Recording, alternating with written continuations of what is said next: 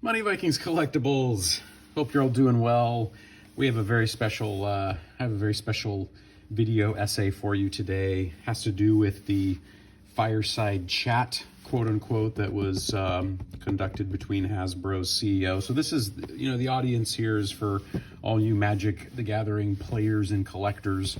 I have expressed to you before, I consider myself a 50-50 player, half collector. Where to begin? Hasbro's CEO held a fireside chat, quote unquote, with UBS, which is a wealth management firm. I actually have some past experience with them, but anyway, that's another story. The bottom line is that this fireside chat was not for us. That's my bottom line. I do not think that this chat was for players or collectors. They called it a fireside chat. That's fine. But I would say, number one, it was for the investors, the stock investors, and UBS, those who own this IP, and what they're going to do to steer the ship into 2023.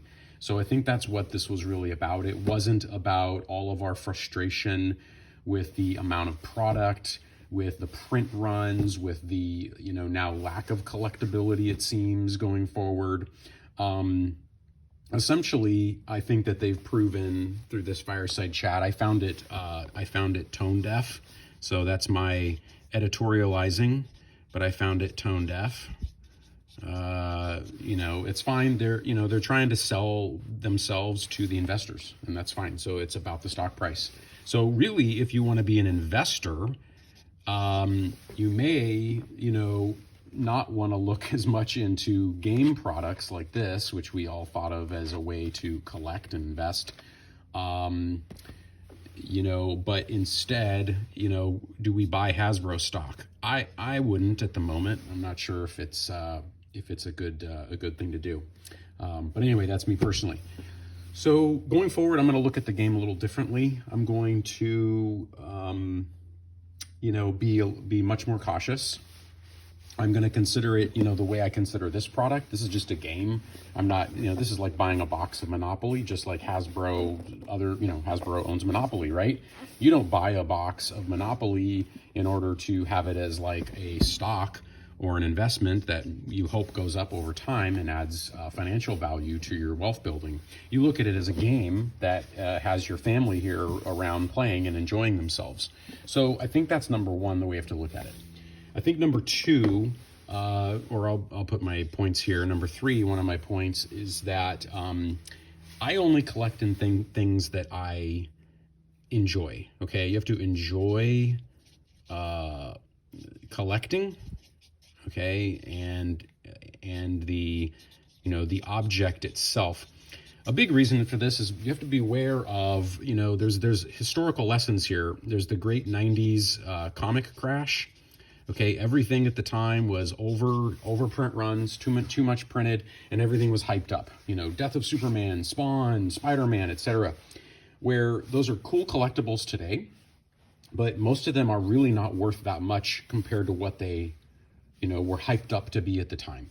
So is it cool to own some Spawn comics? Yes, it is. And will they be collectible? Yes, I believe they will. But at the same time, it wasn't like people were going to buy a $5 comic book. And, now we are 30 years later, the $5 comic book is $100. So what? Okay, whatever. Who cares? Let's say the $500 comic book is $500. Who cares? It's not $500,000. It's not a life-changing amount of money. It's a collectible that went up in value a bit, and you can resell it, whatever, or you can hold on to it because you like it.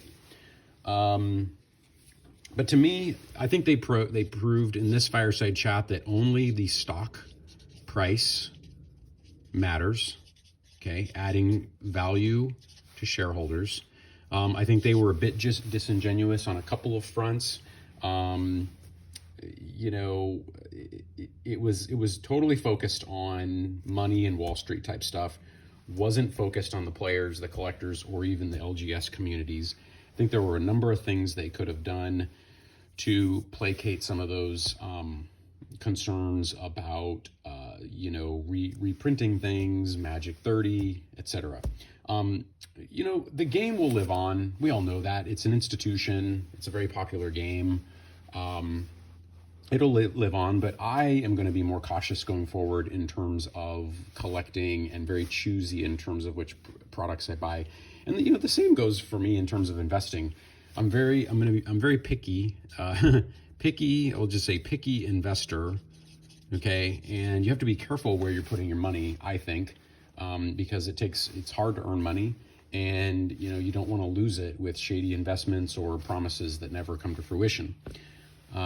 So those are a couple initial thoughts. There'll be a lot of YouTubes about this, analyzing what was said. But again, I think the bottom line is that this really wasn't about players and collectors. This was about the stock price. This was about Wall Street. This was about Hasbro, talking to people like UBS, the big money in the room. They are the ones that turn, pieces of cardboard into dollars. And that's the whole point. It doesn't cost them. They talked about how the cost of paper was affecting things. The prices are too high. And the biggest expense here is probably, first of all, you have designers and artists that's a technical creative skill. I have total, I don't know what the word is, love of designers and artists. So, and the skills that they bring, that is what takes, that's the talent that makes this magic happen. Magic, quote unquote, but makes the magic happen. The piece of cardboard is not a big deal. This is not expensive. So the fact that they're charging so much, is really pretty crazy. And the fact that they're gonna blame the cost of paper. I don't know if I buy that. This box retailed for a lot. There's a lot of desire to have MSRP come back. These could sell for quite a bit of money. And again, how much does it really cost the company to make this? Not that much after you've paid the designers and the marketing team and the artists, the artists and illustrators. They should really be the star of the show, as we all know.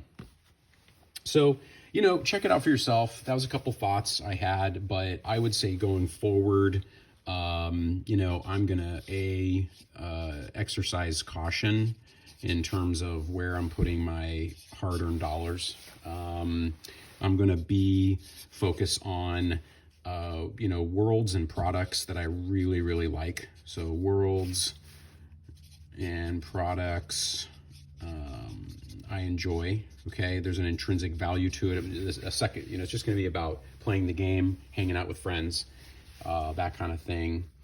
And I think I'm also going to explore. I'm going to continue to explore Fab, Flesh and Blood, and other games in terms of just enjoying them and collecting. But those are my 2 cents on the whole thing. And leave some comments if you guys see it differently or see it the same. Whatever. I'm always open for debate. This is a free country with free speech, so love for us all to have vigorous debate and enjoy collecting and helping each other out. Everybody take care, and thanks for watching. Please like and subscribe if you get a chance.